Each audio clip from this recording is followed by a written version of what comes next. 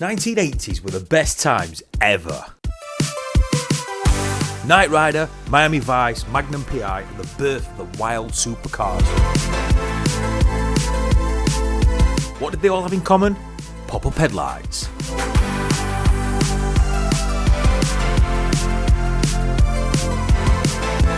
But I was born a biker, and there were only two bikes that ever had a pop-up headlight.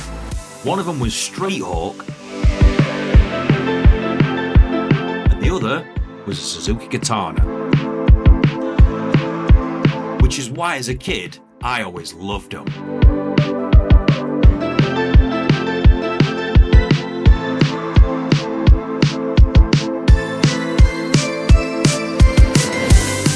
We're going to take this 1983 Katana from an absolute wreck in a barn in Scotland to fully road legal, MOT, and out riding the streets. Rory from Scotland got in touch with us and said that he'd got a Suzuki Katana that had been sitting since the year 2000. So 23 years it had been standing. He said he'd stripped it down in order to rebuild it and possibly restore it back to its former glory. But had sadly since then developed MS and he wasn't able to continue the project. Would we like to come down and view it? So we're up in Scotland most weeks and we arranged to meet Rory at 10 o'clock on Friday morning. So we decided to drive up on Thursday afternoon.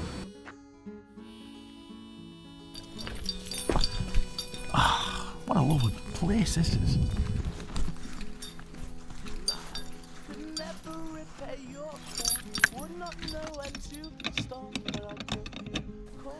And here's the bike.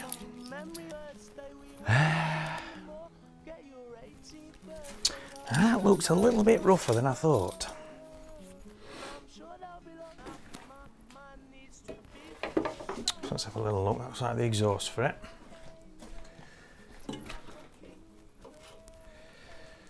Now he says when he stripped it down because he wanted to fully restore it. And then life got in the way and he never got round to it. It's quite rough. And this is going to be a big ass to get this running. We might be biting off a little bit more than we can chew here. What do you think, guys and girls? Should we try and get that going? Is this an ambitious plan? Looks like the undertail, rear light, number plate holder, indicators, oil cooler, filter box, got the brakes. There's the carbies. There's our filter. Game of frustration. That may be what this bike is. He's stripped the entire thing. So the wheels are still in it, but it's basically just a rolling chassis. No wiring loom. Yeah, this is a big ask. 42,063 miles. He bought it off someone after they'd dropped it and smashed the pop-up headlight. I still haven't seen a fuel tank anywhere. That's not too reassuring. You can see some oil down there. See the inlets. Valves look a little bit. In a sense, it's a bit reassuring that a couple of those inlets are full of oil, because that may have saved them. We're not sure if this engine's going to turn over or not. So I would need to do a bit of a recce on it. So Rory says that we're all right to take the bike away. As I said, Rory has MS, so he won't be riding it again anyway, unfortunately. But we'd still like to get it back in one piece for him, possibly. And if we could get a pop-up headlight, I know that's a big ask, because these things are so rare. He's a really nice fella, he's got a great sense of humour. We're going to make some exciting content out of it. Suzuki Katana. So do I get my kit off? If you want to get your kit off, mate, that's up to you. It's not that kind of video. What I'm trying to figure out is when you parked it up. When did you park up the Katana in there and strip it down? What year was it? Can you remember? You said, I think you remember. You said 2000 or 99. It wasn't that old. It was a few years old. Right. But so it would have been early 90s then, if it were only a few years old. Yeah. It was in 86, isn't it, we discovered. It's deregistered, 86. 390 FOT. Right. So would you say it were about 10 years old? Would you say like 96 you parked it up? Yeah, something like that. But yeah, but I just remember seeing the Katana and just thinking how futuristic and game-changing it looked.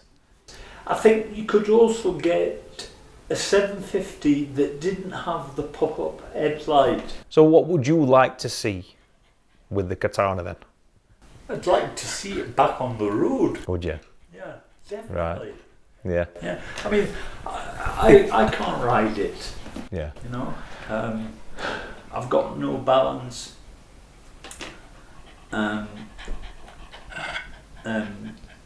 Digging through this barn, looking for all these parts, took me over an hour. But I wanted to make sure I'd got everything because Rory's over 350 miles away. So it's not like I could just nip down the road and get some parts that are missing. Alright. So things have been sat on this concrete floor. And there has been some damp in this barn, garage, whatever you want to call it. Calling it a barn just for the sake of the video. We especially wanted to find the tank. I really, really needed to get that. There you go. That's my phone.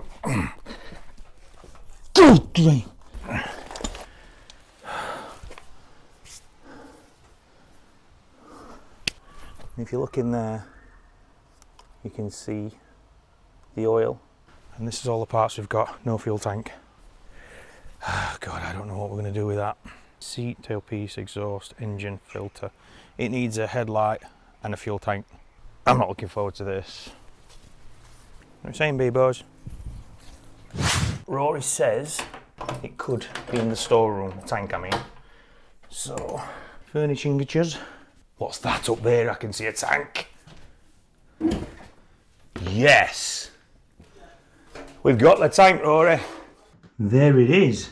I can hear things sloshing around inside it. So it's got a bit of rot inside, I think, but we made sure we got everything on board and then we set off back to Sheffield.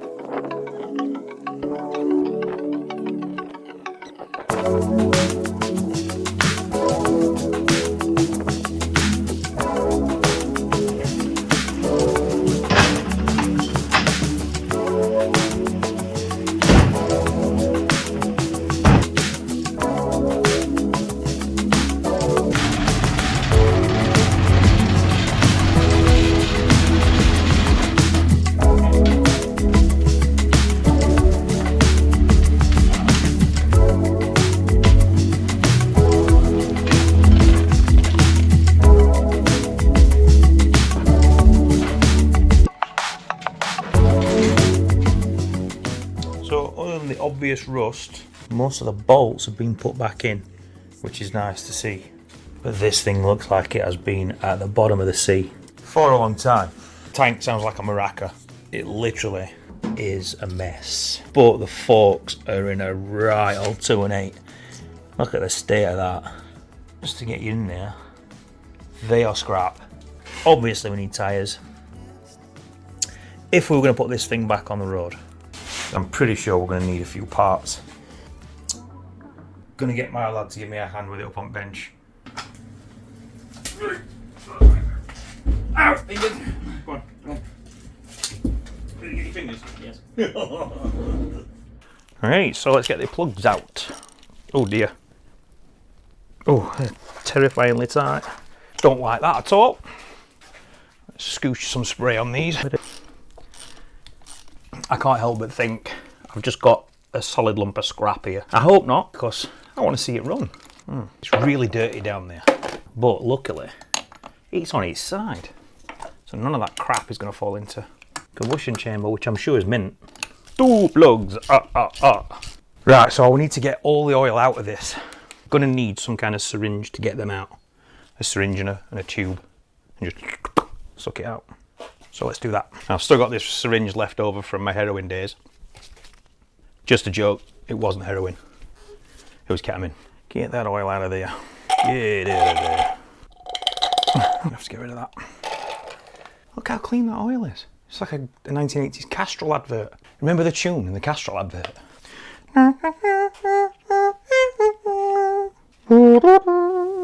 Let's get that emptied out into the catch tub. Square. Or Quality Street tub, should I say? Get the endoscope out. and see how my ender looks. Numero uno. Oh, the piston's right up, so you can hardly see the sides of the bores. We'll probably be able to see when pot 2. Can't really see very much, to be honest. Not going to learn a lot from that, other than they've not been full of water. Now, I think we're all good. Right, what I think I ought to do is drop the oil. Uh-oh, there's no sump plug. Well, that saves us a job. There's no sump plug. But I'm sure that will have allowed moisture to get in there. You can actually see in. In fact, let's get the endoscope in. I'm definitely alarmed. Why would you drop the oil out if you were going to restore it or do anything with it? And why would you fill these? Because obviously if there's no oil in it, then my theory of the oil getting past the pistons and the rings to get into the inlets is rubbish, because the level's way down here, even if there is anything in it, which I doubt. I have had it partially stood up and no oil ran out of it, so definitely not. Let's have a look with the endoscope. Come on, engine, give us 2 good coughs. Matron, please, I'm not that kind of doctor. A tad moist in there. So, what we're looking at there, that's the bottom half of the gearbox. That's probably a selector shaft. I said shaft. Well, it does look clean in there. I think we'll be able to get a spanner on this and turn it over. Get this to cover off. Of course it's 7mm. Lube that up, try next one. That's got snap me written all over it.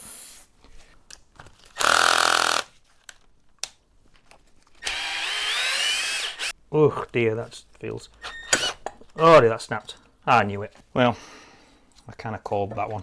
Super clean in there. So it's given us a job to do digging that out of there, but that's not too much of a problem. So now all I need to do is get something on that and see if the motor turns over. That is a 19. Perfect. Bar of the knuckle variety. Oh. Oh.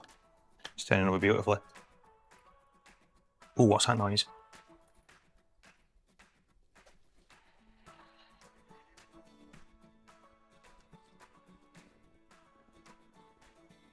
I think that noise, and what we are going to have to figure out is, oh, the valve's turning, moving up and down.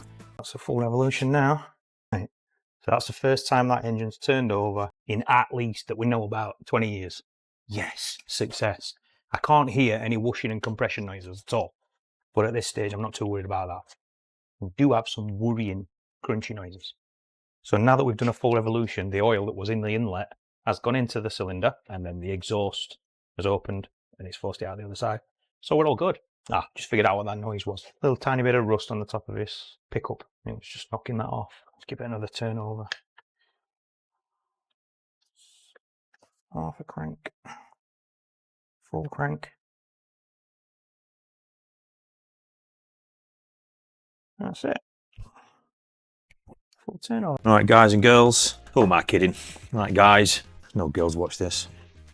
So we're gonna, because the sump plug has been out for so long and it's been sat in such a dusty, damp environment, we did stick the camera in, but you can't really see much with the camera. So we're just gonna whip the sump off.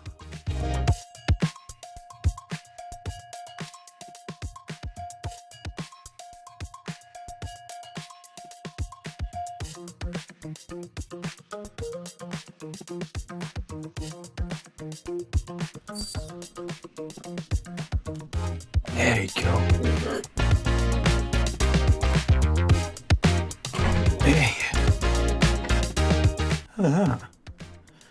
It's just dried out pools of emulsified oil. Trouble is, we've gone and done what I didn't want to do specifically. So we've broken the sump gasket. So leave a comment on that. What do you think of that? That looks brand new. Maybe that was changed. Let's have a filter off. That's loose.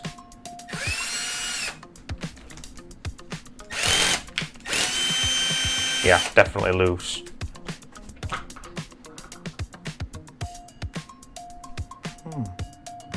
Super clean. There's a little bit of rust on the gearbox. I don't know if you can see that, I don't know if that's coming out on camera, but it's like a crusty, sticky goo. That's where the oil's been sat for a long, long time and just basically evaporated into a grease. You see the the scale marks on it. Bizarre. Now let's swish this thing round and work on the top end.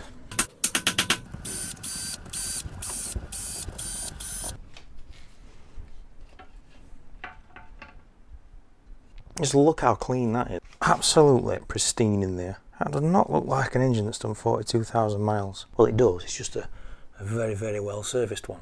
There's no play in the chain. Right, you guys said you wanted to see this. So here's the proof of me getting this bolt out all on my little own.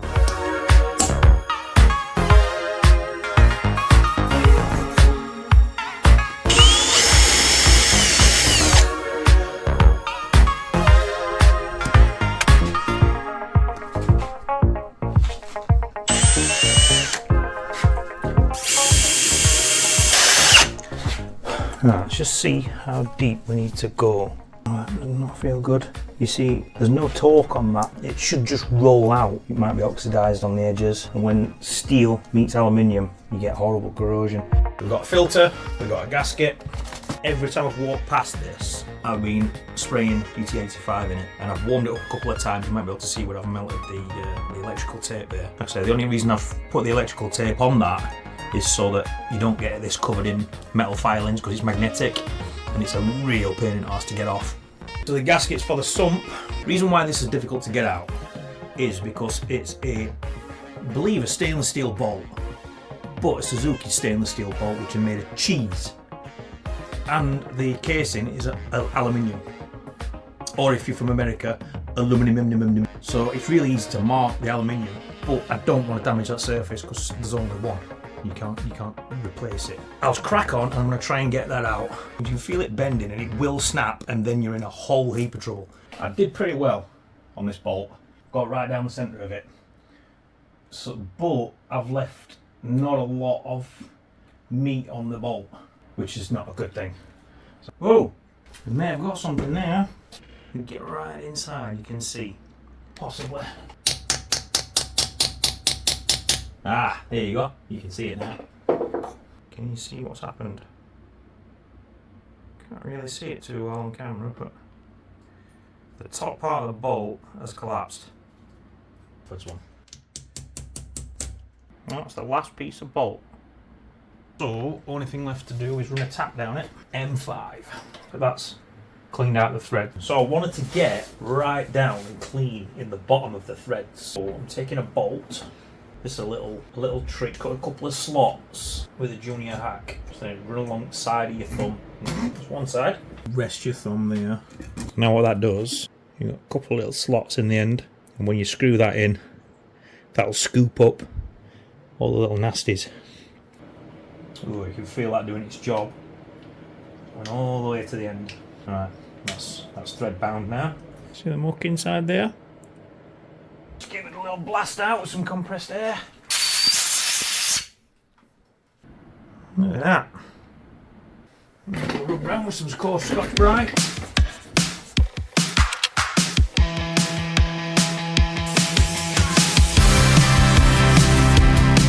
And that's it. Pretty nice clean bolt hose.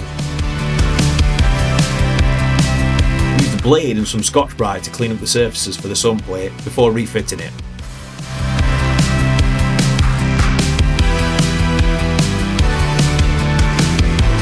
Then realised I'd fitted the valve cover back to front, so we just switched that round dead quick. We have got our work cut out with these. They are jammed up. Absolutely solid. So yeah, this is going to be fun. I think it's fair to say that this Katana is a real dog. So how far we go with the project, how far we go with the restoration is all down to you guys. Now all I need from you is a like. Just go down, hit like right now. After that, if you'd like to, we'd love a comment from you. And if you could subscribe to the channel, that would really help us out. If you do none of those things, this project stops when I've got it started. And if you want to support the channel directly, please buy us a coffee using the link in the description box. It's time to give myself a hernia. I'm going to stand down here and I'm going to sit the engine on. Just for the time being. What's the betting that these plastic covers aren't cheap? And I'll bet those bolts do not come out.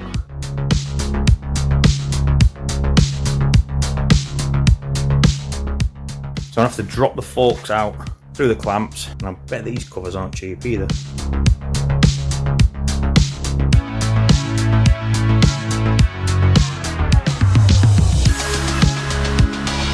Well, that was on there.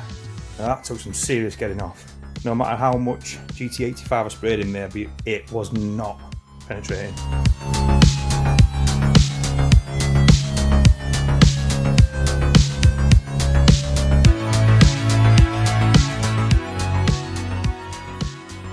Here's where the back goes. Yeah.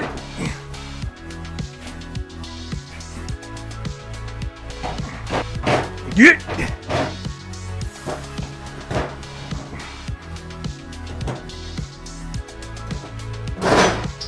Let's just get one bolt in, secure it. The secret is at this stage is not to tighten anything up.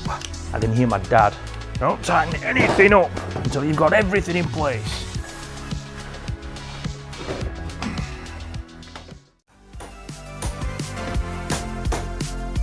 The carbs were in a right old state, and we needed the impact screwdriver to get the screws out. They were so seized and tight.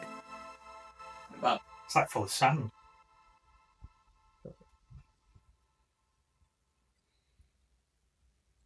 It's like a layer of dust.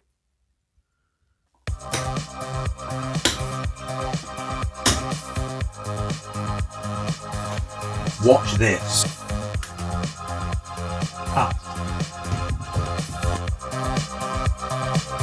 So we got the thick oil and nasty gunk off the outside of the carbs. Then we threw them in the sonic cleaner for a nice red hot bath.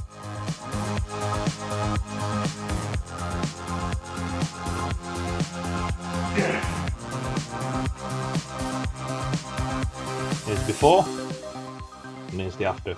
It's a paraffin wash, then sonic cleaning, and then a little bit of a wire brush on the outside.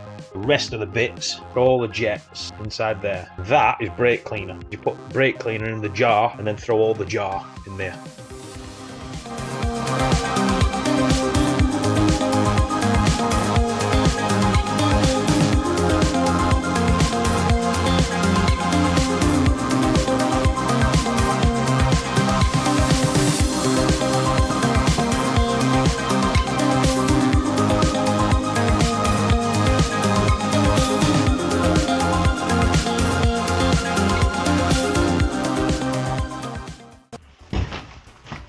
This is the last box of spares.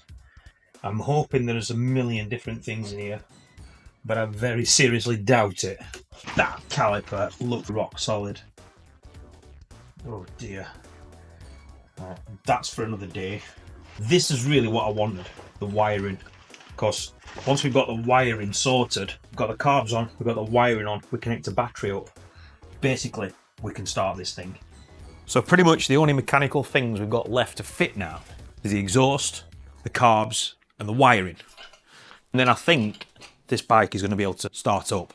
But the only thing that I can see that are missing that we're going to need are just a few unions for the oil cooler. Just little bits and bats that we can pick up quite easily. But there are a few bits that are missing that are really, really expensive. That being the headlight. We don't have a headlight. We don't have a cowl, we don't have any of the front indicators, and we don't have the screen. So realistically, putting this bike back on the road without those things, we're going to need an alternate solution, either from an older bike, from a different model. It's not going to have the pop-up headlight, which it's not that much of a problem. But what you can do to help us out is just click like. Right now, stop what you're doing, click like, leave us a comment saying, well, yeah, it'll do without the pop-up headlight, or I've got a pop-up headlight sitting in the back of my garage, you can have it. Please say that. If not, if you don't do anything, you don't click like, you don't leave a comment, we're not going to get anything done. This bike will literally stay as it is. So we need your help. And also, if you enjoy what you're seeing, make sure you subscribe to the channel so you can see the rest of it and how it all turns out. You don't understand how much there is on front of you. I've got clocks. I don't have them for the top bracket. There's the nose cone, headlight, flipper on front, foot flap, and then two indicators here. And then it goes all the way down here. So even if I could get hold of some, it's going to have to be aftermarket because they won't make them anymore. So I'm sure someone will have made a mould. Right, so that coils, obviously, near side, off side, already marked. I think that's a good place to start. What would you say? I know now why you've always liked Suzuki's. No, I've always liked Katanas, not just Suzuki's. I registered 112 on M1. Yeah. In the first week that the M1 opened. Now then. God, you don't race on road. Right, things were different then. I know they were. So as Roscoe P. Coltrane say, good news, good news. So basically there's nothing to stop us getting this all together, filled up with oil and firing it up. We found the pipe unions for the oil cooler in the box. All the original bolts were still in the frame. So we put carbs on then. We're actually an exhaust away from starting this up. This rubber's really I know, hard. it's really tough rubber, isn't it? Yeah, it's gone really hard. Shall we try and warm them up? Just come off, just back off a sec. Just what are you trying to do? Tell me why I'm about. You've got another hand, what's up with you? You just give me a suntan. Oh, we're in. I'm in at this side. Watch my fingers. No, it's me, though. Go on, just pull. That's it. Go on. Go on. Yes, all the way. I want to roll it over and get oil flowing through all cooler and get to top of the motor.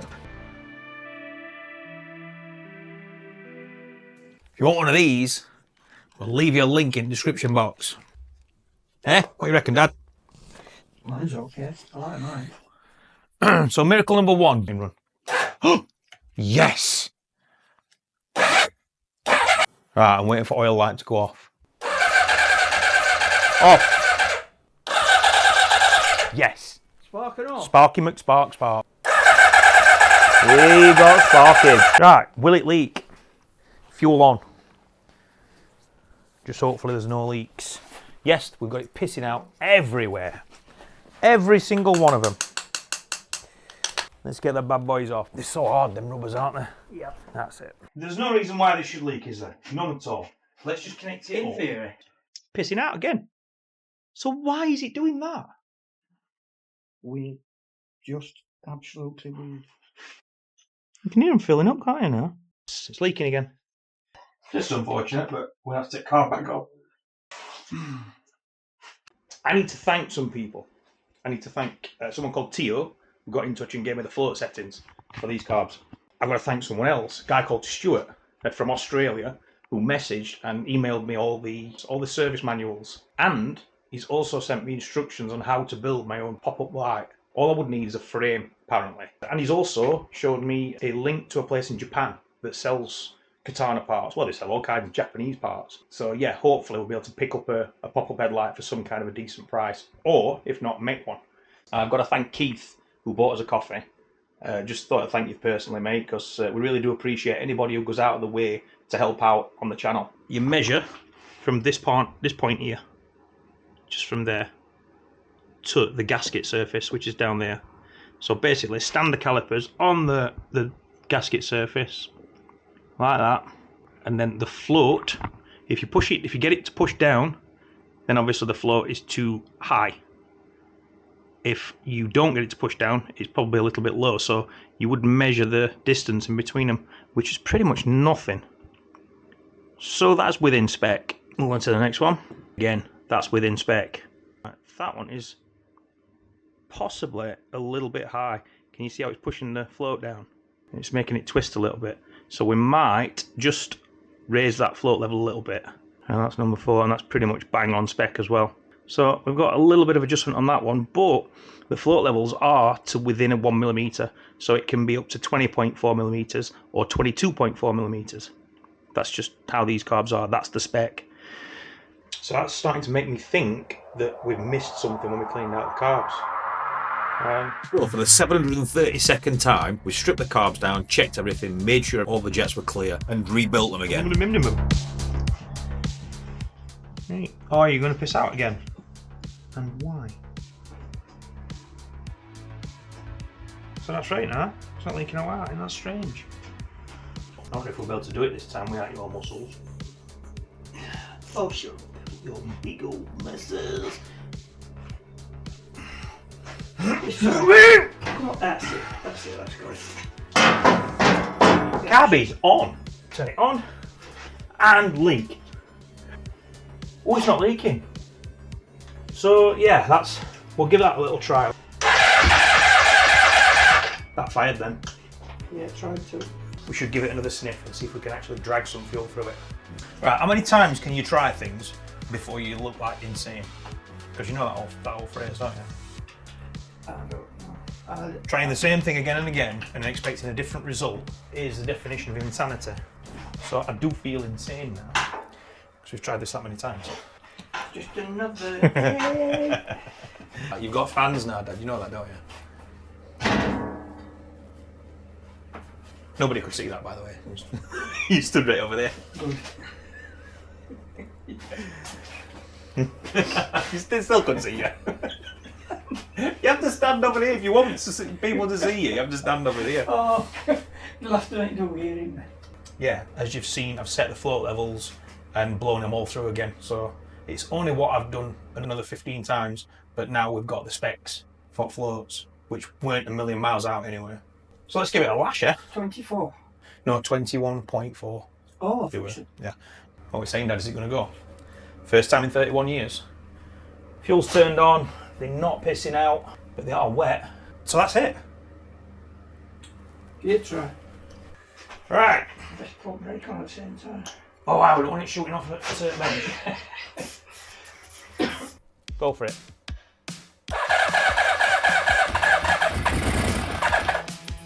Keep working. He's not running.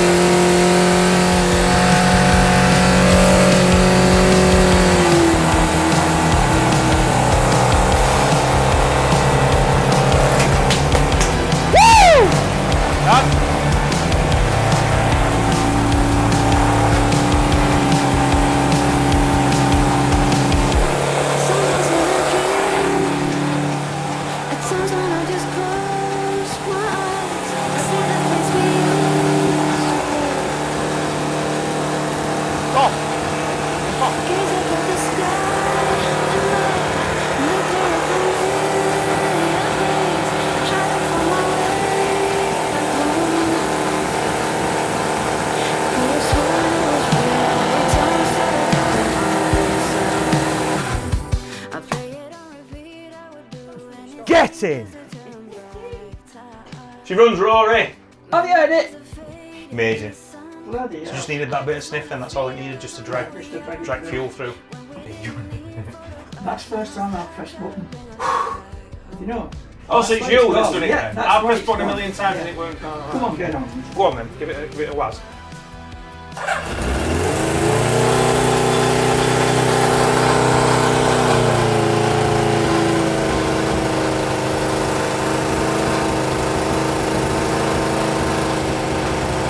It's like it were just turned off yesterday. I think we've got a bit of an exhaust lead at front. That's unbelievable. So that's the first start of this bike in 31 years. Still bits flying out of exhaust. Come on guys and girls, that's got to be worth a subscription. Click like.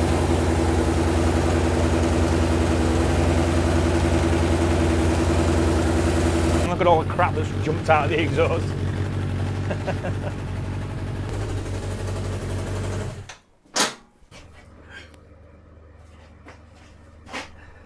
Thanks for your help, Dad. It's Getting a bit smoky in here. miracles do happen. Yeah. So what do we do with it? Do we just put it back together, get it in one piece, and have it as kind of a rolling restoration? We're going to clean it up anyway. We're going to clean it up the best we possibly can. Give it a face light. So yeah, the plan is then now, we're going to get it MOT'd, just do it the cheapest way we possibly can to get it on the road, and we're going to start by freeing off these brakes, which I know are seized up. My dad's got to go, because he's got some frozen stuff in boot. So now we know she's a runner, we're going to put some lipstick on her, tidy her up a little bit, make it look something like. So Connor's just rigging up traffic film remover, and later on in video, we've got a little surprise. Someone's come forward, we've got news. So this view is going to change. I think you know what I mean.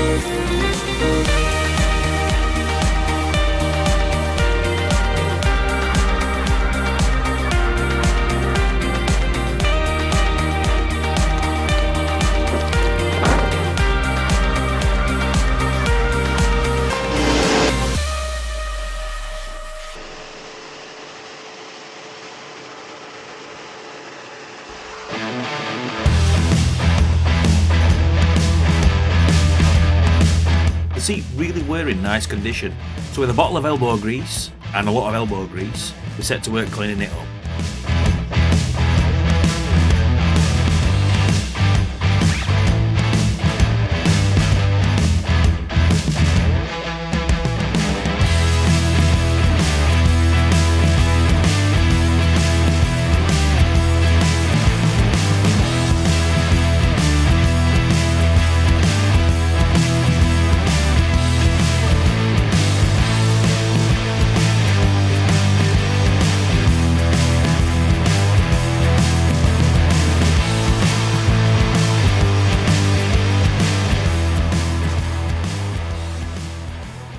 I did say I'd got a bit of a surprise for you, and that surprise is here. The second 1983 Suzuki Katana 750 S3. So yeah, thanks to this channel, we have got a donor bike. It's got everything we need apart from the forks. Also, what we have got is another bike that's been standing for 20 years plus. Leave us a comment if you want us to get this one going.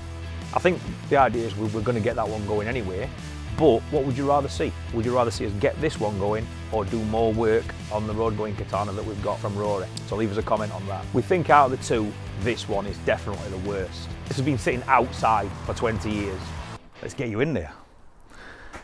Now this thing has literally been standing outside, so we can't even call it a barn find, it's a back garden find, and just everything is covered in a nasty layer of crap.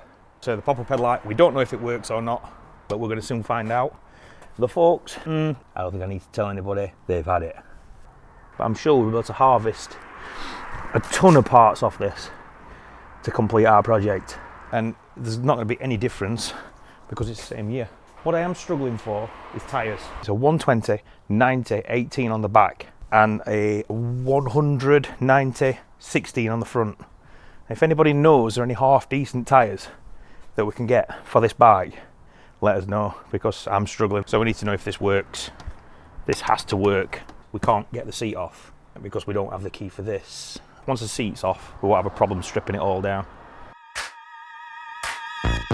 So although the TFR had got most of the dirt off, there was still lots of corrosion on the wheels, a bit of cauliflowering as you like to call it, on the aluminium, or aluminum if you're American. So I used a Scotch-Brite pad just to try and rub off that extra corrosion.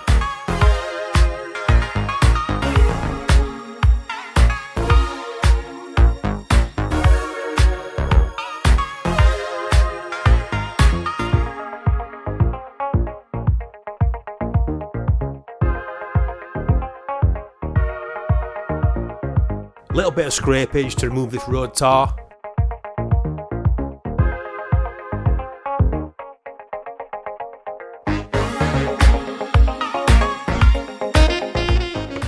So, while I've got the cleaning tackle out, let's give it a little scoosh.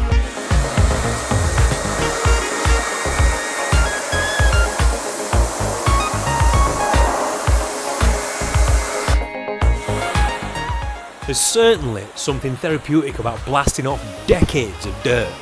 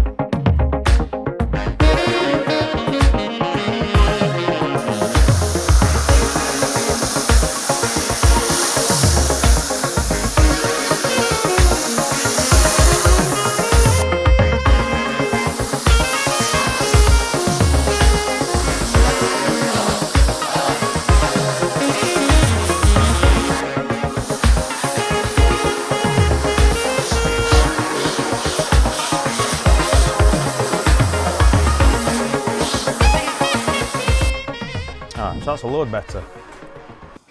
Ooh. Tighter than a taxi's turning circle, that. Thanks to the anonymous people who bought me a coffee. I was very generous. I appreciate you.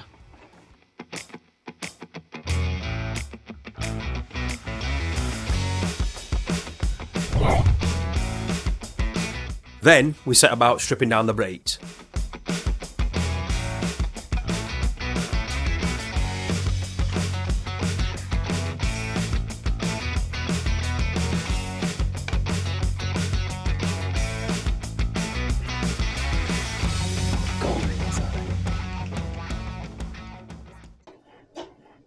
Yep, that's not coming out, that's for sure.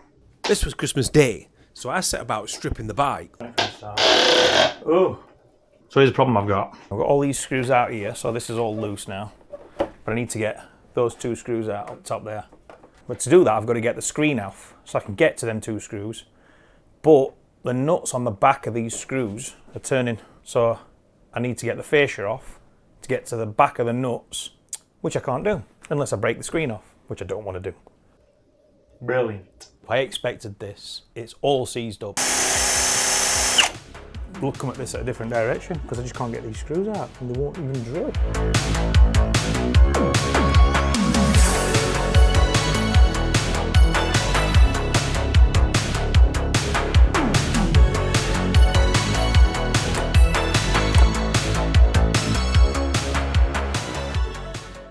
So luckily these screws on top here are a bit loose. So I should be able to get fascia off without getting the screen off. We got it out, Connor! Got it out? Yeah! Ain't no stopping us now. We're on the move. Yes! With a small fortune. No? Oh, it's moving there. It's moving there. Definitely moving. Okay? Yeah. Oh, yes, sweet. Yes. Yes, we got one out. We've got all bolts out now. Oh, that's it, yeah. You'll have to get that bottom one out. There you go. Sorted. One pop-up headlight, straight out of the 80s. And now we get to test it and make sure it works. So with all the parts harvested off the donor bike, we got that off the bench and got the project bike back in. So I've mounted the headlight up, or the framework of the headlight, with the actual headlight part. And just put a couple of bolts in it just to secure it, because I want to know if it works, if it will actually pop up. But what I've run into is, I think because the bike, the headlight is off, is an import, and we've got a UK version bike. That's the UK plug, and that's the Japanese plug. So they're not going to fit together. But I plan on using all the lights off of the other bike anyway, off of the one that came with the headlight. So I'm going to take the loom off of the import bike and fit it onto the UK bike and use all the wiring and lighting from the Jap one. Let's get the loom ripped off the other bike.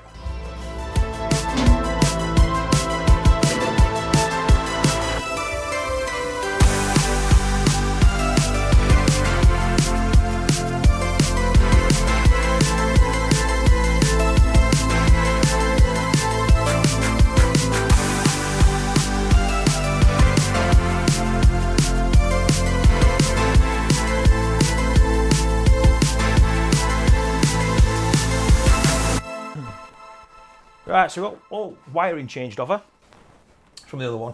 Unfortunately, there's a couple of terminals that's broken at some quite important parts. One of them, yeah, that's what's happened, that's pulled out, and I think that's the main ignition wire. But I'm sure I can snip another piece off of the plug on the other wiring loom and just put one spade on and change the spades around. Because if you get a little tiny screwdriver, you can poke a screwdriver in and pull the spades out in one piece. So as long as I can do that, I'm laughing. And then we're gonna see if the headlight works.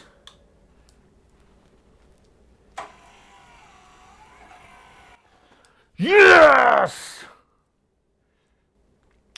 Get in.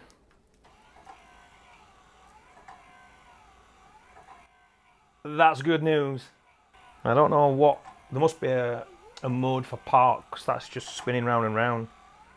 So I don't know what the deal is there. If there's any Katana experts on who know why that's doing that, then let me know. But that's wicked news, because that means everything on the headlight works. As long as I can get the wiring correct, we're laughing, we've got a working headlight. So that puts us in real good stead now to get this bike up at them on road. Ah, happy days, happy days. So I set about repairing the wiring loom using solder joints and shrink wrap, taking care not to damage the factory spade connectors as they're super delicate and hard to remove without breaking. First the ignition wire, then the stator wires.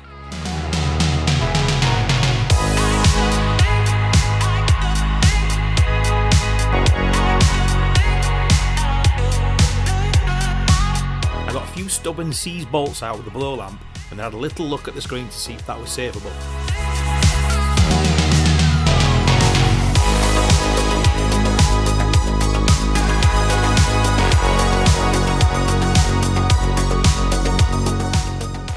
Yeah, that shows you that it is polishable. Not polished, polished. Not polished, polished.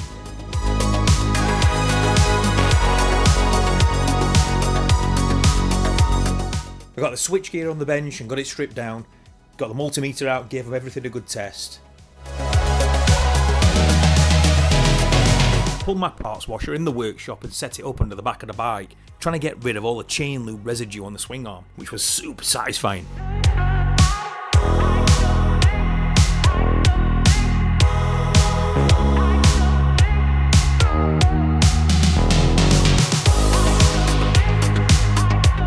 Then we set about de-rusting the side stand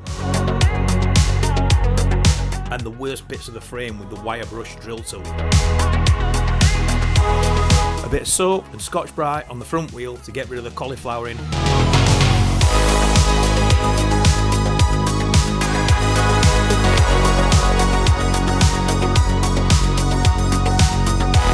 And then a bit of polish on the front mudguard we took from the donor bike, which came up really well.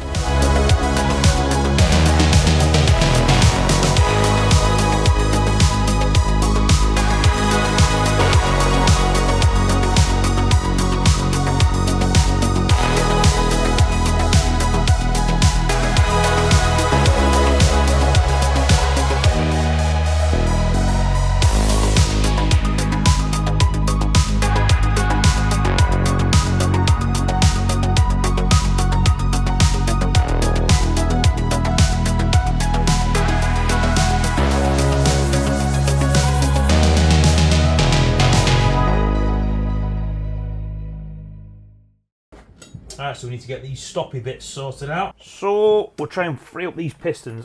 These pistons they've not moved for 30 years. So we just need to make sure they're moving nice and free. I'm not bothered about how they look. It's how they perform. We just need these to be freed up. A bit of brake fluid running out of them, which is actually a good thing. And it looks nice and clean. So there's a chance that we might be able to rescue these. Hopefully, these aren't going to fly out. But hopefully they'll move. Put it like that so that maybe you can see. That one's easily moving. That's the outside wiper seal. Not in that bad condition, to be fair. Oh! Huh. They're actually not too bad. See, we're going full Yorkshire. We do not want to have to replace any calipers or seals or pistons or just anything. We should be able to make a good one out of the two. I'm sure there are people now going, no, that's not how you do it. That's not how it's done. It's dangerous.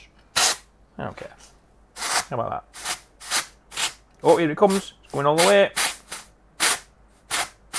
Can you see that? She's a coming. Oh, it came out. They are really clean. Yeah, both the pistons are really clean. They're almost like brand new, in fact. So they're both out now, just enough to refit these seals, and then I'm happy to use that rear caliper again. And that's what you call a Yorkshireman's brake caliper rebuild. One down. Yeah, we're going to get away with the Yorkshireman's rebuild on all these, I think. Not too bad. Seals look nice. Yes. That's two that's free. This may seem to people like it's a little bit gung-ho, refitting these brakes like this. I can understand why. We'll give them a good test, but if they don't leak, there is really no reason to start messing around changing seals. Last one. You know the drill. I'm not going to show it yet. This one might be a little bit different. Now you can see that there's a lot of corrosion inside there, and that piston will not move out. So I'm not sure if you can see that or not. Hang on, I've got an idea. It's all green. Can you see it? So I'm about to spray some WD-40 in it. I know WD-40 doesn't agree the most with the seals, but like I said, at the moment it's all we've got. Nothing else.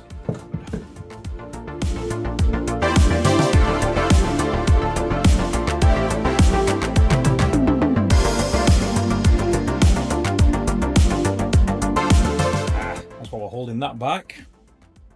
Just a bit of rust. So I hope the seals are alright, because that has got some corrosion on it. But luckily, it's not in the actual working area. The working area is further down the piston here. That's where the seals are sat. So we might be able to save this piston. But that's not cleaned up bad at all. Right, so here's the fuel tank. I'm going to try and sort out the fueling system now. There's two petcocks here. They're a vacuum petcock. So obviously one of those pipes is for a vacuum line. And the other one is for the fuel. We've run into a bit of a brick wall. Now, I was hoping that this video was going to get more views than it's actually got. YouTube doesn't pay a lot. So with the amount of views that this video has got, I was hoping that it would fund the actual project, and everything that we took from AdSense revenue, which is the way YouTube pays, could have paid for parts on this bike. But I mean, at the moment, it wouldn't pay for anything, in fact. There's nothing that I could buy with the AdSense revenue that would be useful to this bike. Now, we need a few things for it, and we can't really MOT the bike without them. We need a pair of tyres, we need a pair of fork stanchions, because these just aren't going to cut it. As much as I have run them down with the oil stone, tried to smooth them out the best I can, they're just not going to seal. So nobody's going to put an MOT on this bike with leaky fork seals. Other than that, it needs a new chain. There's no point in replacing the chain without putting new sprockets on it. So again, that's going to be another £100 at least. We can buy the small parts. I've had to buy some pod air filters for it, because for some reason, you cannot fit the air filter box without removing the engine. So I had a long think about it, and in the minute it took me to think about it, I decided I was going to buy some pod air filters for £10 from Amazon. It's going to need a battery. We're also going to need parts, I think, for the headlight module, which stops it from doing that open-close thing and just rolling around and round. It's going to need quite a lot of money spending on it, probably £500 or £600. Now, like I said, I'm not a rich man. We can't afford money like that at this project, at this stage. Maybe in future. On this channel, we like to keep things below budget. We like to do things as cheaply as possible. That's kind of the whole hook to it. If we can start it, we can get it going as cheaply as possible. That's what we want to do. So we're appealing to people. If anybody knows where we can get some fork stanchions from that aren't pitted like that we can actually use as serviceable items, or if you're a company that's got some in stock, can you sort us a deal out and we'll mention you over the internet? There are a few other ways where you can support the channel, and one of them, it doesn't cost you a thing. If you just go through all the Katana videos, in fact all of our videos, and just put a like and a comment on all of our videos, that will really help us. So that's how you can help us. Or you can help us directly by buying us a coffee. We've got a link to that in the description. But for now, we're just going to tart it up a little bit. We're going to paint a few parts that are a bit rusty and just whet your appetite for what's going to be coming in future. So in the meantime, the jobs that we can be getting along with are fitting the brakes, bleeding them through. I'm not sure which way. I'm assuming that means forward. So, like that.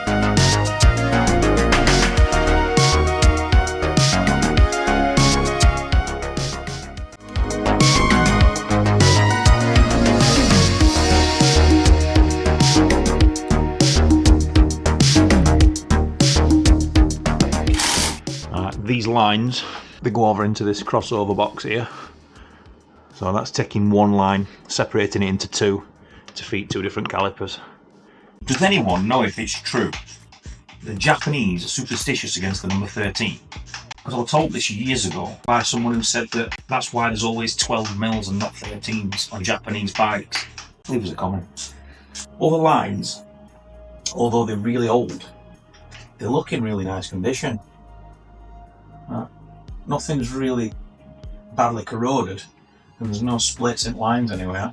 This one away from master cylinder, which is this side, so we'll do this side first, then do that side, so you can get a nice lever on it. But normally I like to gravity bleed these, which means start at the bottom and go back up.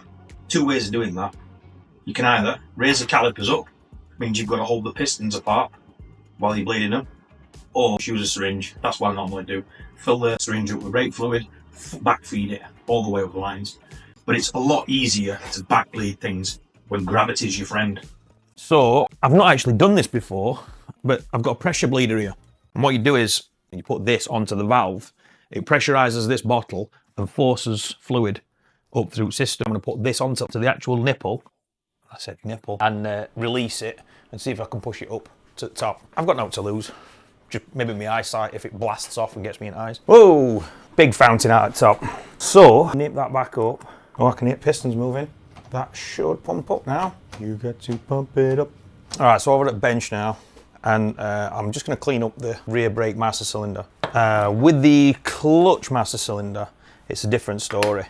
And it's the same on the donor bike that we've got. The master cylinder is absolutely locked up solid now. I've had it bathed in WD-40 for probably, well, it's been a week at least, and it's still not moving. So I don't know what we're going to do with that. These are really, really expensive if you can find one, and I can't find one. I don't know if any others will fit, if they're the same part number.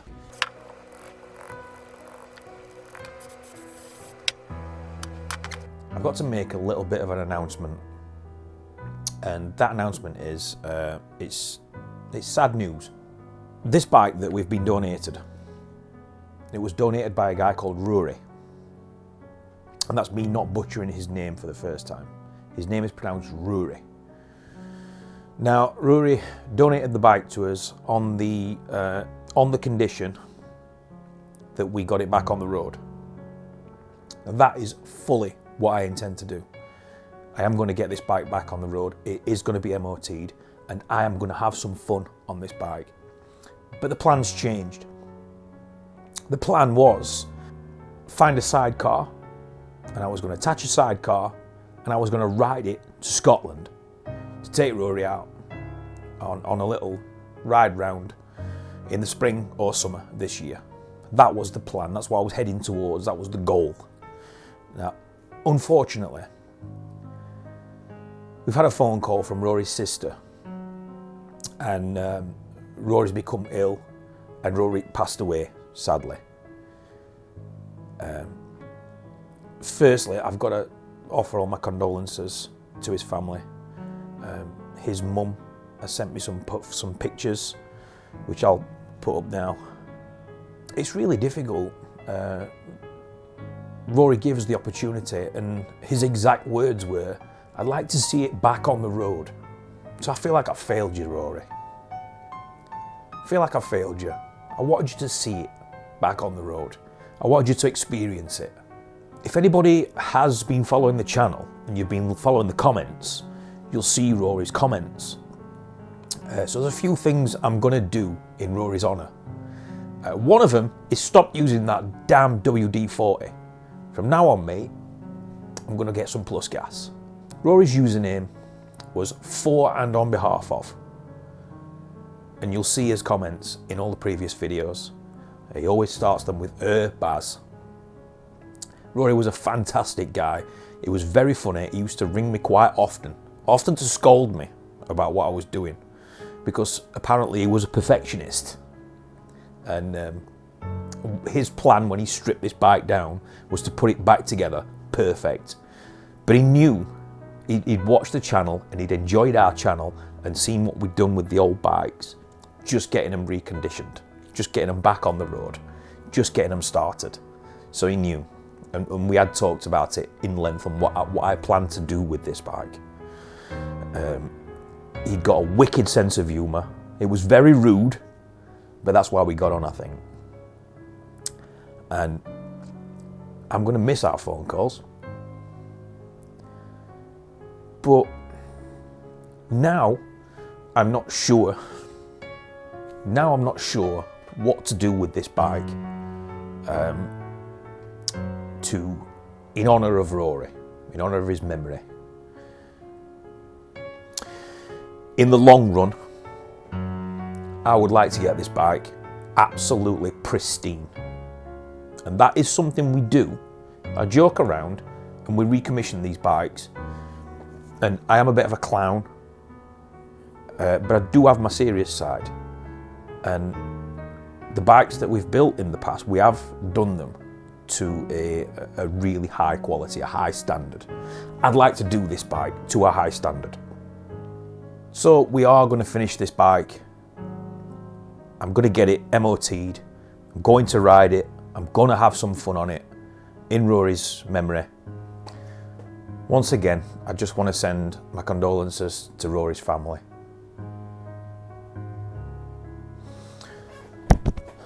Rest in peace, Rory.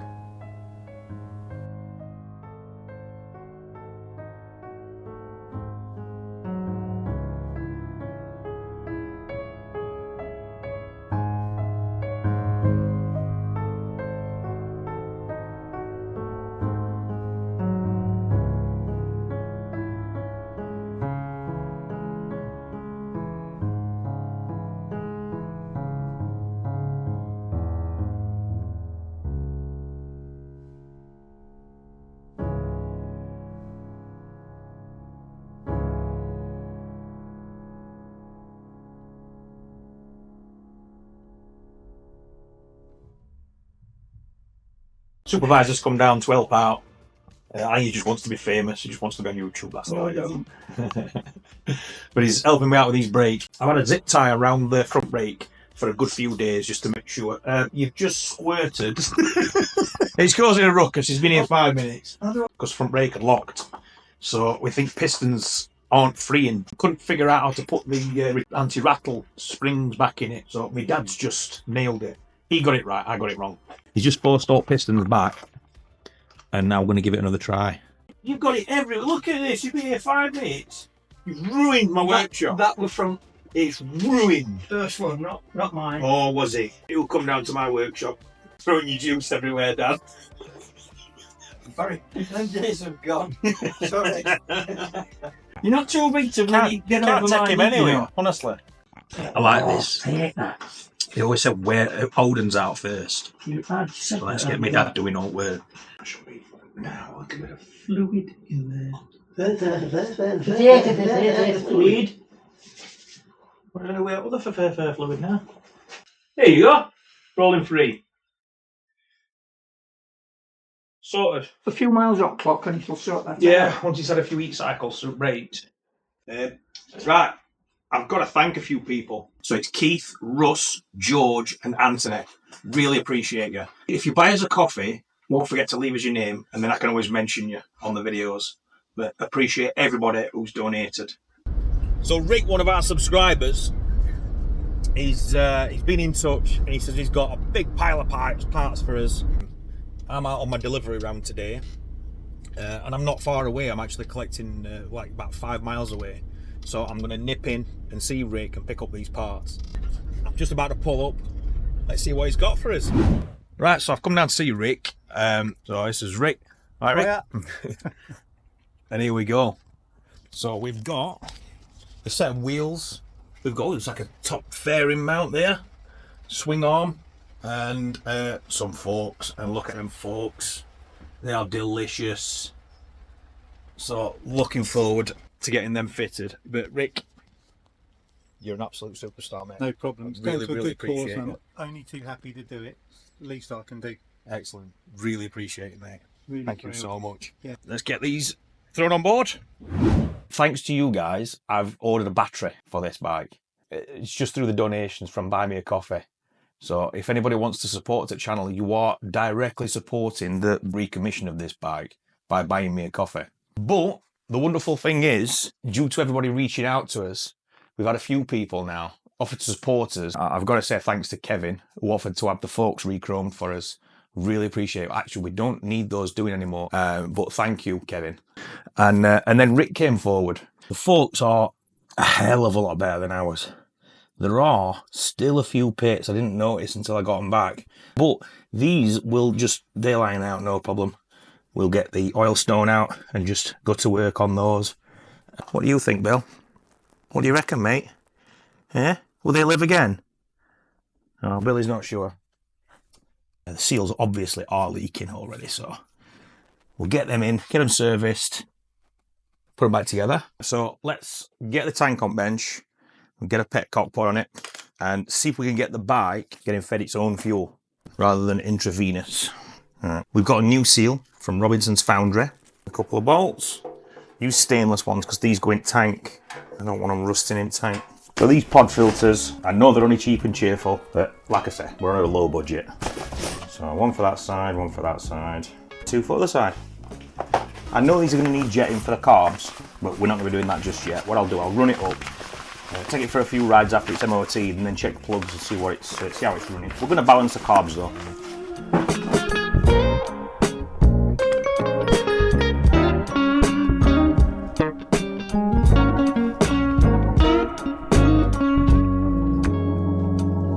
We're fitting pod filters, slightly because I'm lazy and I don't want to have to take the engine out to refit the filter box, which is what you have to do.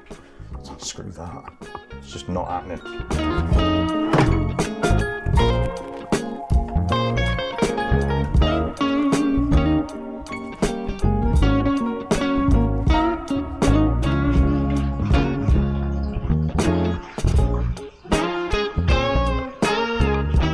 That'll work for me.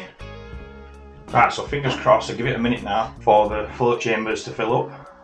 Hopefully it's not going to piss fuel out like it did before.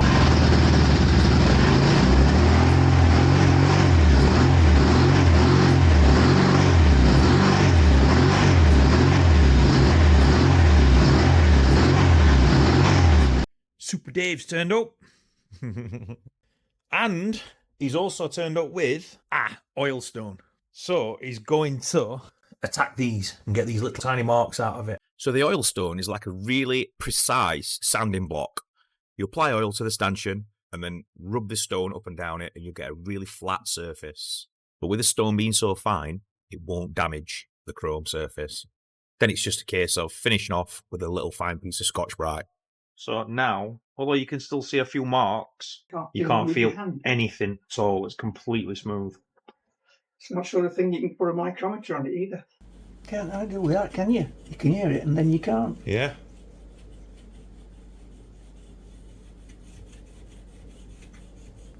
It's like clear barring, isn't it? Postage bean. So that's the clutch repair kit and the rear brake repair kit. So we should be able to rebuild this new battery. Thanks to you guys, I've bought this with the money I got from Buy Me a Coffee. So thank you, appreciate you. So this is the remains of the old piston and seals. They definitely need replacing. This is a clutch master cylinder, and if you look at the bottom of there, there's a spring. Jammed. It's red rusty and it's jammed. And it's absolutely jammed in there. Yeah. Look at that. There's a few things I need just for time being, just before I can do any more jobs on Katana. So I'm going to nip out to local bike spares. I'm sure they'll have a couple of bits that I need in stock. It's really important to use local bike stockists. That's why I always go to my local one, which is nearest one to me, Sid Smith's. In 5 years' time, they might not be there. It might just be internet shopping. And when you want something now, like today, they're always there and they're always open. I don't have any brake pipe unions. There's, I think, about 3 missing. So I'm just going to borrow this one for rear brake, and then we'll nip and get us some more. I want 3 at least, so I'll buy 5. Little DT100, a cool little bike that is. So it's a lovely day. Looks like summer's finally here. Well, I need to go and get some parts. So let's take the old dog. Oh, my old dog.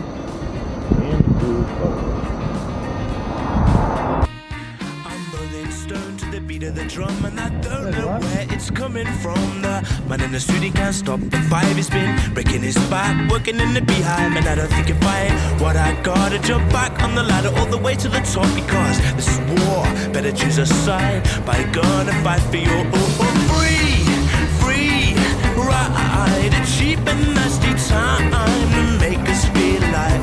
I'm looking for a free ride, a cheap and nasty time to make us feel alive.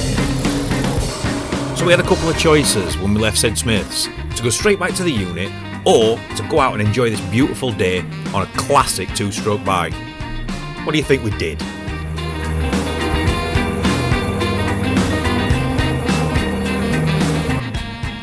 Bought this bike just under 2 years ago, rebuilt it, recommissioned it, got it registered for this country, and rode it 500 miles around Scotland. All the videos are on our YouTube channel, so we'll leave a playlist in the description. They just make so much sense. It's tax exempt, MOT exempt, and so much fun. Ride, a cheap and nasty time to make us feel alive. I'm looking for a free ride, a cheap and nasty time to make us. When the weather's nice, this is genuinely my daily rider around Sheffield. So if you do see me with a dog on the front, always give me a wave. Next job, clutch. We need to get an operating clutch. So there's a few things I need to do. I need to first clean up a few of these unions. I bought a brand new one from Sid Smith's. He's only got one, so I've had to go and rescue a few others off the donor bike, which I've got in storage. So I'm going to just blast these, give these a little clean. Got my safety squints on.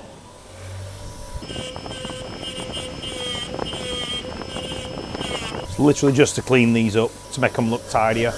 1 fitting, 2 fittings, So, let's get this fitted. So I'm assuming that goes in there, which would make sense. Yeah, that's about right. And yeah, we did decide to rebuild the clutch master cylinder just because we want to use as much of the original stuff as we can. Now the slave cylinder, let me show you. So with the slave, right, so these 2 bolts I'm assuming hold the slave cylinder in, and then these 2 are holding this cover on back. Yes, it's coming out. So let's clean that out, try and get rid of that corrosion, then we'll push the piston in, clean it up as much as we can, and then try and push the piston back out so it doesn't damage seals. If I can try and save seals, I'd rather save them than damage them. So that's working now then. That's actually moving in an oot. Alright, and all the assembly's out now. Beautiful, look at the state of it. So that needs a good clean up. The seal don't look too bad. I'm just going to lube it, free it up, lube it, put it back together again. Because obviously that's what this channel is about. So in the words of Roscoe P. Coltrane, it's good news, because we've still got air bubbles coming out, but for the first time in 31 plus years, this bike has a clutch. It took some bleeding, and if I'm dead honest, I didn't catch it all on film because I was so confused. I put on the other master cylinder. This bimbo one. Because I couldn't get this one to bleed up, and it was my fault, I admit it. From the repair kit, I put the spring and seal in the wrong way. So it was totally my fault. I'm a total muppet, but I've figured out what I did wrong, put it right, and instantly got myself a clutch. So that's another job down. Right, so I want to strip down this one and put that stanchion in that leg. Don't need to take that off. I'm going to need to take that off because I'm going to replace seals in there, replace seals and oil in there. What the?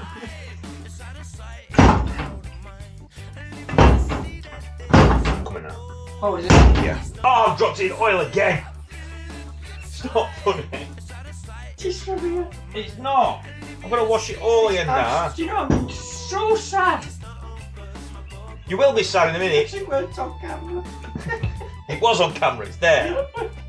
It might not be finished on. So a quick glance at the service manual that Stuart had sent us, make sure everything were in position, and then started fitting the seals.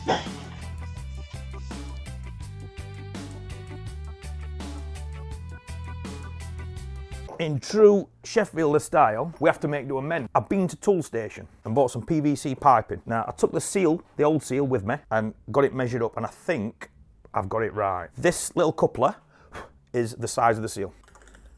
Out of dimension. But then you've got a bit of a problem because not only does it wobble around like that, you can't get it central, that you can't hammer it in from the top. And so we got some pipe that will fit into that. So when we put that on top, it don't move around and it will knock it in perfectly. And we'll be able to get the hammer on top of it and knock it in. Oh no!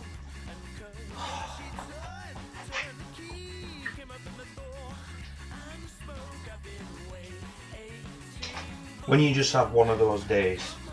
Two new seals out of the seal box. One seal, two seals.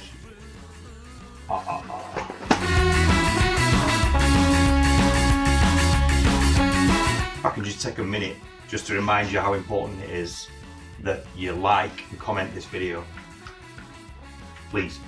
And if you do enjoy this video and you're not subscribed, just nip down and press it. It's free. Boys pass, the boys arrive at last with ease. Some hash and new sex, sexual heights to be there. Discovered fast and Sally starts to think that this ain't a scene with no other way. Compressed springs to the bottom. Let's send some love out to everybody who's bought us a coffee. So Kev Atherton, Pete, Kev Sooster and Brent. Thanks a lot, guys.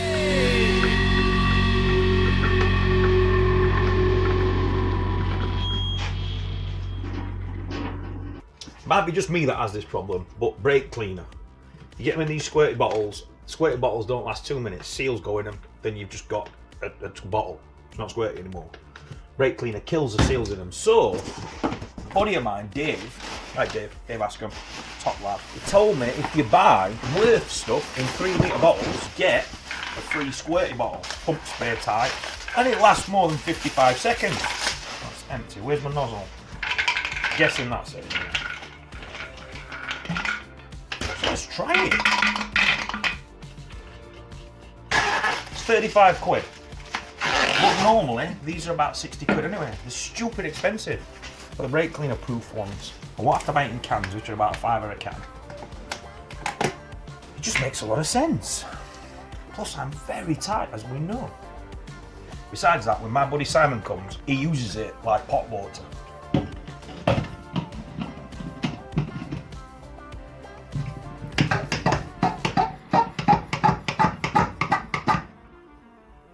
No! Yes. Hey, I want something to clean. Oh, lordy-da. It looks like I've spilled some brake fluid on my brake pads. How will I clean it off? Not like that. Like that. Yes. Next job is a back brake. So we set about fitting the master cylinder and bleeding it through.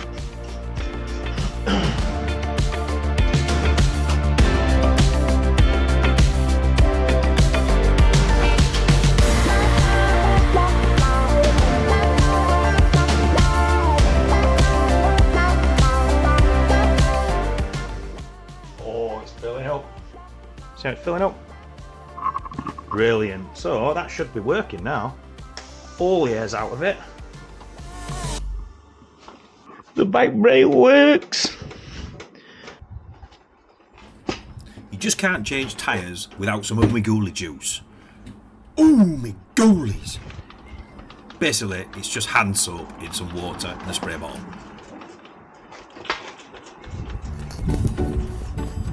Dad, I want to go riding. What? Dad, stop doing that. Let's go riding. What?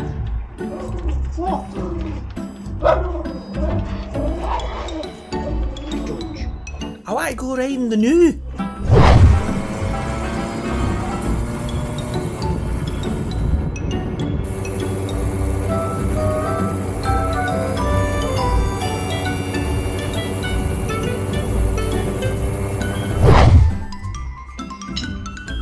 Thanks, Dad.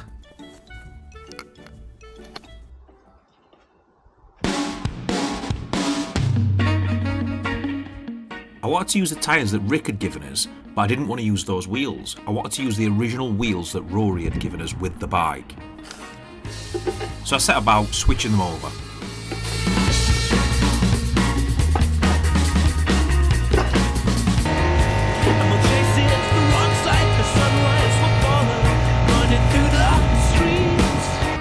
Alright, so that's what you can see when you have a bit of leak through bead. Bit of soapy water on it, umigooly juice.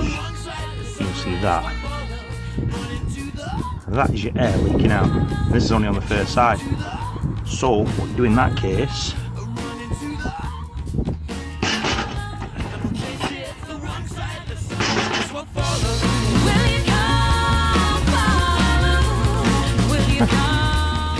cured it. Yeah, that's all it takes. Just a couple of whacks with the hammer. Spins it a bit more.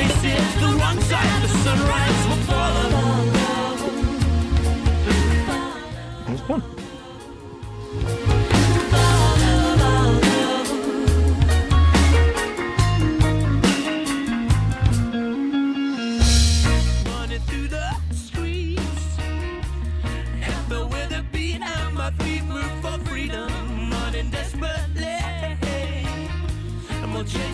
Calipers on, spindles in, just need to put a split pin in. Front mudguard fitted, just needs to clean up. New fork seals, clean new fork stanchions. Front brake bled, throttle works, clutch now works. Now the front end is done. Gave the under tray a really good wire brush down and then a couple of coats of Tetraseal just to protect it. Problem. This tire I've just took off is a 120/90 by 18. That was originally on the gold rim. This tyre that we've been kindly donated is a 120/90 17. So that's why I'm struggling getting it on.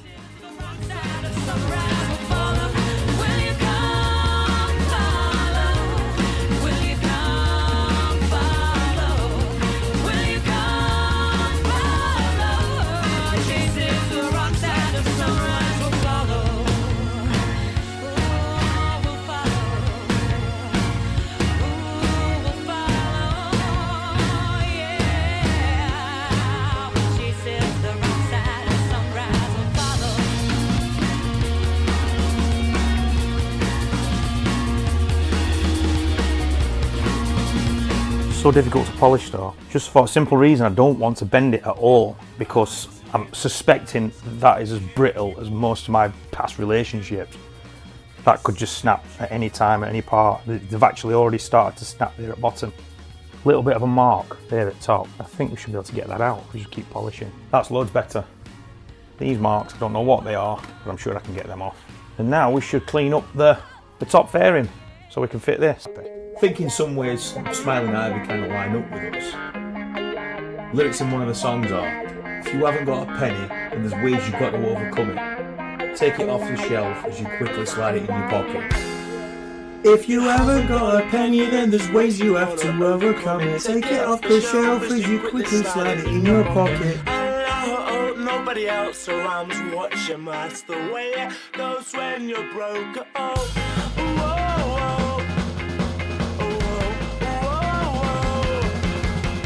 my trusty Noco Boost back on it. Link in description. Right, big test at rear brake light. Well, not that there is a front brake light. Yep. Yes. Works. So now we've just got to figure out how the back brake works, back brake light works. Because I've got the switch and I know where it's supposed to go, but there's nothing. Literally fart and give us a clue. So we've got to try and figure that one out. Yeah. It's still working, yeah? Yep. Whoop whoop. Oh yeah. What about indicator?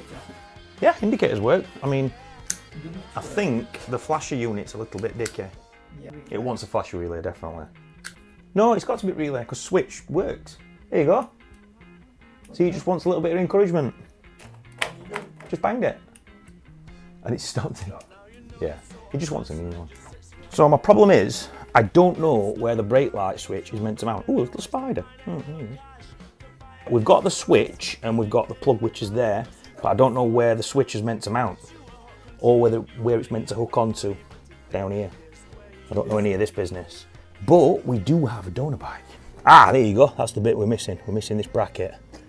So we want to take that bracket off. Right, so that's that sorted.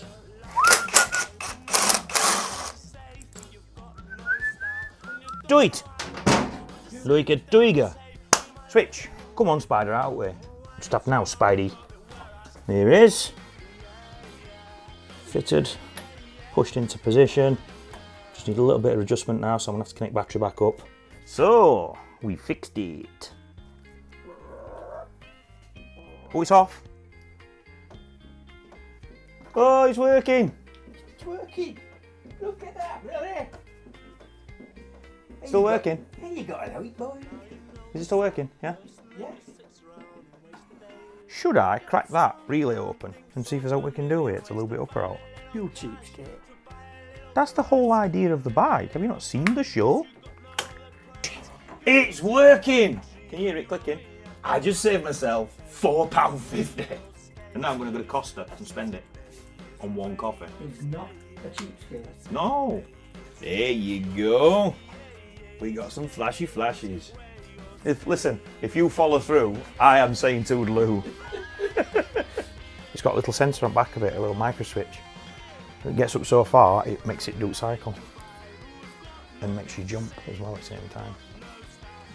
I shit myself.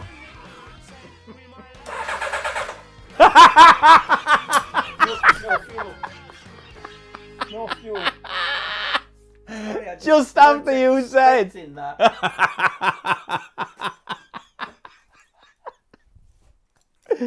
I will get you over mine engineering. Will ya? Yeah. Brilliant. I shit myself with headlight and then you shit yourself with engine. Have they ended up like that? But it's from the whole work I've been doing on it. Piston's fully out. Someone's been pumping that. Somebody's been faffing around in here, I'm telling you.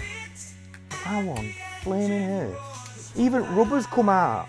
It's come out so far, the rubber's popped off the actual... Someone has sat and pumped that. All the way down. It may have been me actually when I was testing it live. I didn't do it that much. Oh, yeah, I might have. No back wheeling with it. So it was my fault. This should be everything we need to finish this project. Chain and sprockets, new chain and sprockets. I just couldn't do it without the chain and sprockets because at the end of the day, the easiest way to ruin a good crankcase is to have a chain flail off and get bunched up around the front sprocket. Put the chain on, make sure it's the right length, adjust it up, and then there's no reason why we can't actually go for a little ride on this to the MOT place. So it'll be its first legal ride in nearly 32 years. Now, let's get the sprocket put on, the tyre put on. Right then, brake side, drive that way. Brakes on the right side, yep, that's right. So, when we go, juice. Sometimes when I dream, at times when I just close my eyes, I see the place we used to live. Gaze up at the sky and I look for a familiar face. I try to find my way back home.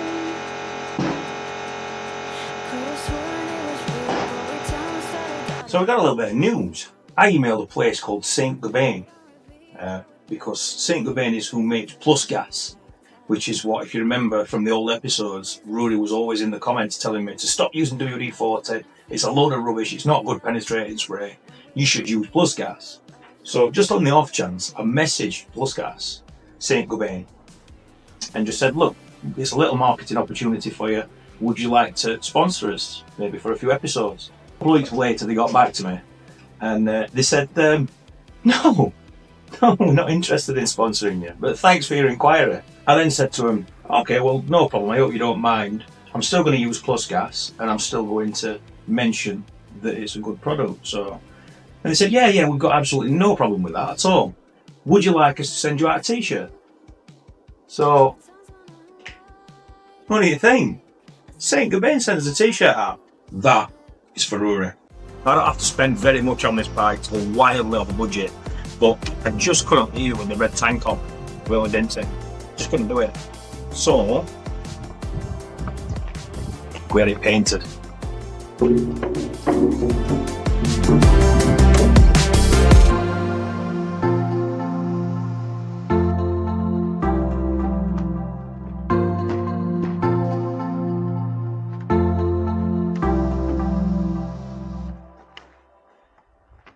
You don't want it on film, surely?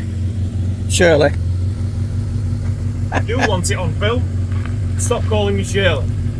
Oh, it's perfect, that close. But brilliant. Ah.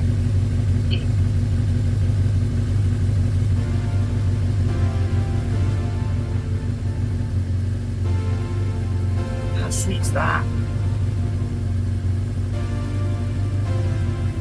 Look what she's done. All the way out.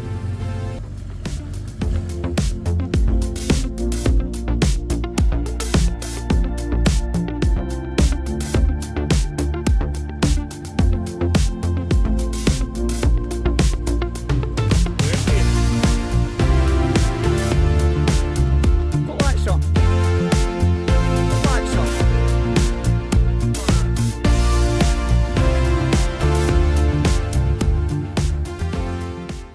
We could take that for an MOT. So we fitted a plate on her, we put some lipstick on her, and we booked her in for MOT.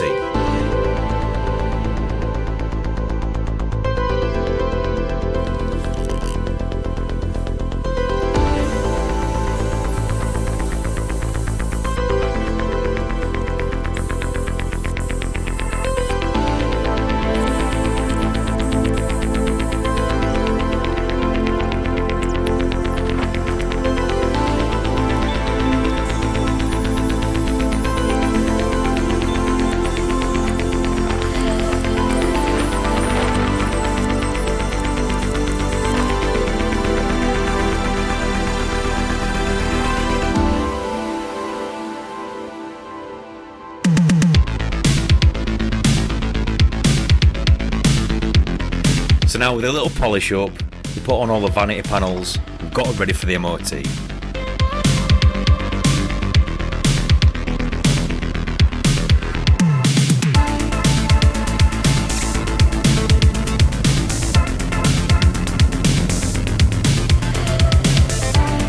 Well, this is it, first ride out for the Katana. In 32 years, is it 32 or 33 now? It's the first time it's been on the road 33 years, so it could possibly break down. The old Katana could take a hit.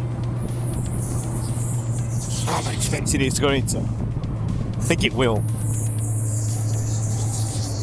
Oh, here's a good test at lights. Wow, great. They're absolutely terrible. I thought I would have to get up, throw out an anchor. Just give the lights a little flash. I will never ever get tired of that. Never. I will if it stops. It starts going up and down again, like it has been doing.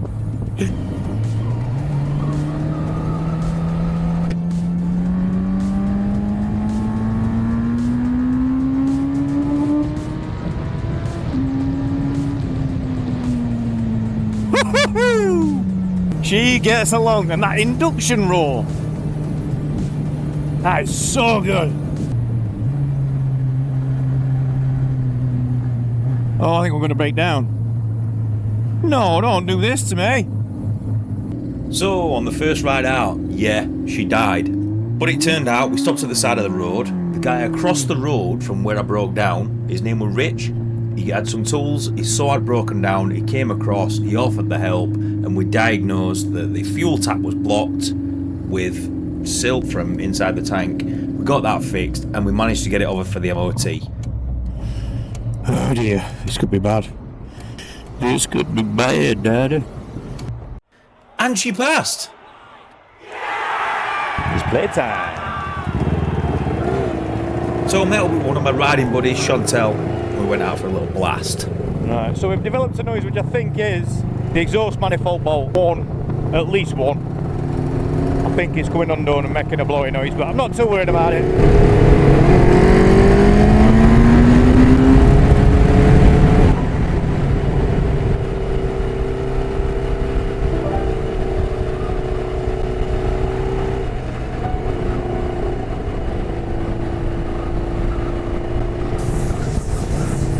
She's out on the road, Rory. She's back on the road.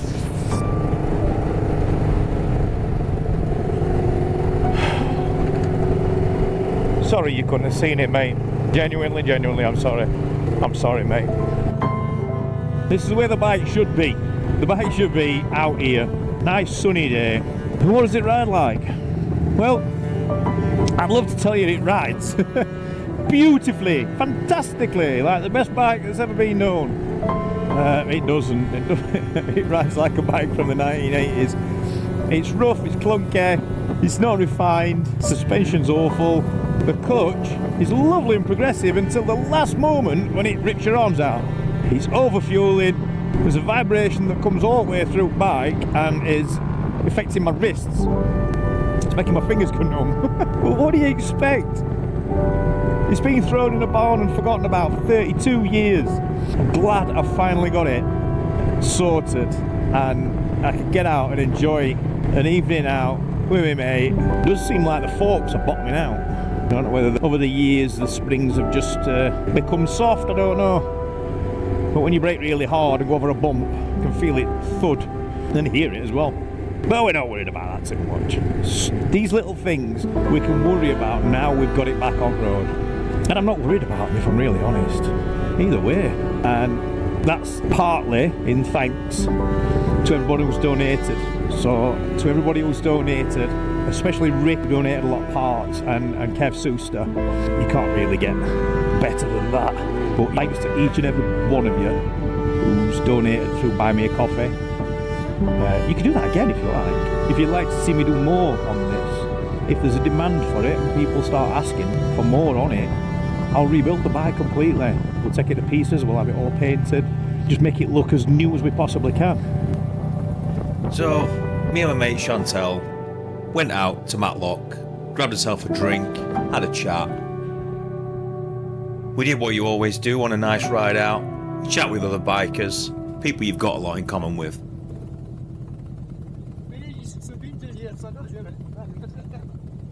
And then got a little bit carried away on the way home.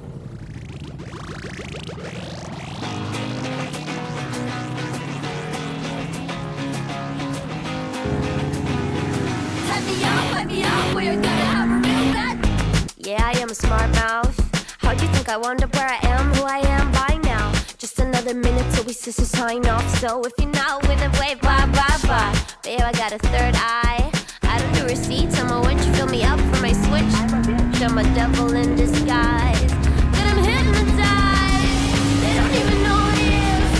They're in on the ride, better life lifetime. You cannot control this. Hype me up, we're gonna have a real bad time. They don't even know what it is. They're in on the ride, better life lifetime. You cannot control this. Hype me up, we're gonna have a real bad time. I'm a witch, I'm a bitch, fuck you up until you die. With my trashy attitude and my demons in the mood, as prey become the huntress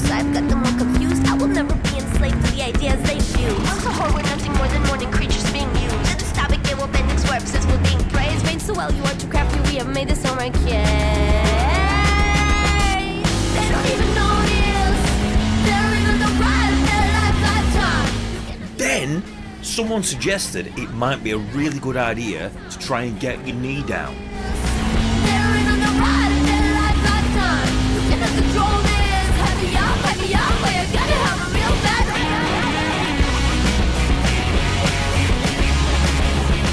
But then something else went down and I almost soiled myself.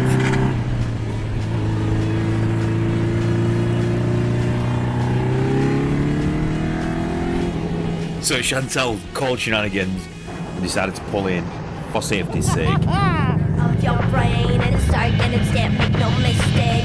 If you're in what I hate, then I love me all the same. What did I get that? It must have been exhaust.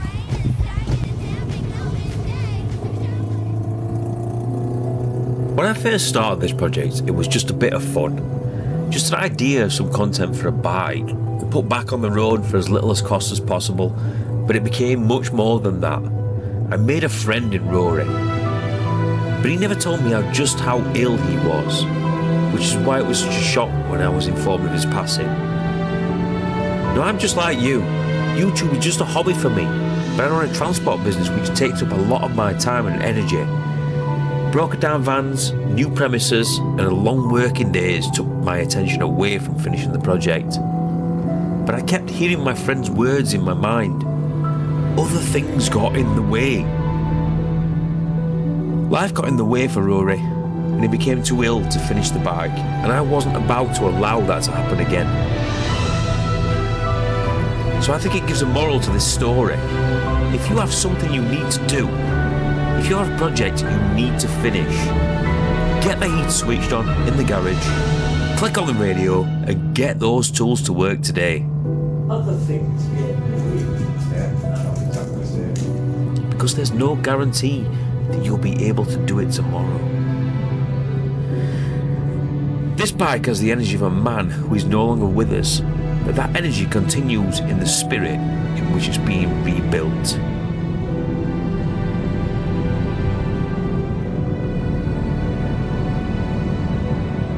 This was Rory's final comment on any of my videos. This is why we were friends. Rest in peace, Rory.